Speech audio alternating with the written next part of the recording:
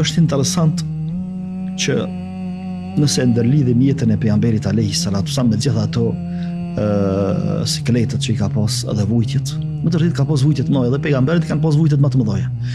Sa që e përmend Aisha radhiyallahu anha, po e përmendim si shkurt, në betejën e Uhudit pas gjithë asaj goditje që i erdhi pejgamberit alayhi salatu wasalam, 70 shok i vdeshën, pothuajse gjithë ata që morën pjesë nuk shpëtoi askush pa u lënduar, pa u plagos, humbën betejën e gjitha këto. Tash Aisha radhiyallahu anha si ngushëllim, duke e mjeku pejgamberin alayhi salatu wasalam, duke ja lidh vart, po i thot: "Oj dërguar Allah, a ke pas ndaj ditë më të vështirë ndonjëherë?"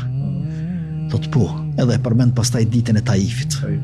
Domethënë dita e Taifit është më të vërtetë mësim vete që ja vlen mu trajtu në vete, mirë po domthonjë çash keq u shndi pejgamberi alayhi salatu wasallam, edhe emocionalisht edhe shpirtërisht, sepse nuk e kanë pranuar Taifi me fol.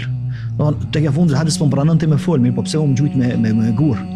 Pastaj me kasit nuk e kanë lënë me hyn me ikë mirë. E çfarë do shta me thonë me këto? Do shta me thonë me këto që pothuajse çto kanë qenë për ditëshmëria e pejgamberit alayhi salatu wasallam. Mirë, ku është ka gjetë ngushëllimin? Ku e ka gjetë forcën pejgamberi alayhi salatu wasallam që me vazhdu jetën? Që sot në ballafaqohemi me probleme ndryshme.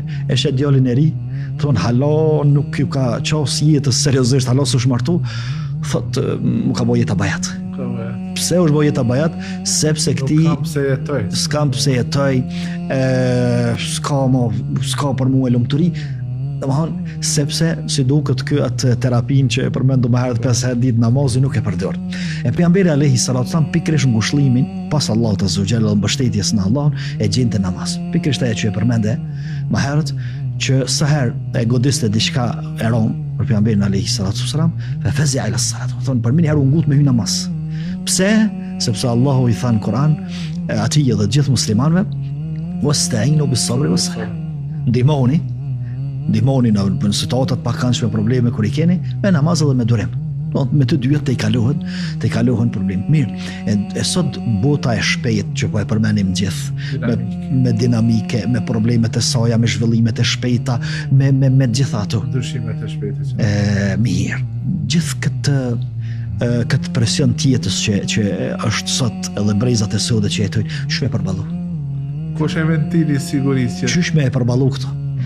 Pikërisht vjen namazi, energjia kryesore pas mbështetjes në Allahun, që e mbush në sabah, e mbush në drekë, e mbush pastaj në kindije, në akşam, edhe për këtë Allahu i lartësuar e kalon në intervale kohore gjatë ditës, sepse lodhet njeriu prej mëngjesit deri në drekë, me sa njerëz takohet, me çfarë biseda është i dëgjon, me çfarë lajme dëgjon, me çfarë njerëz është kontakt mirë, vjen dreka dhe e gjen ngushëllimin te Allahu, edhe sikur i thot Allahu i lartësuar. Nga kjo botë. O Allah, gjitha ato që na godetën deri tash në ndihmën e Elsa.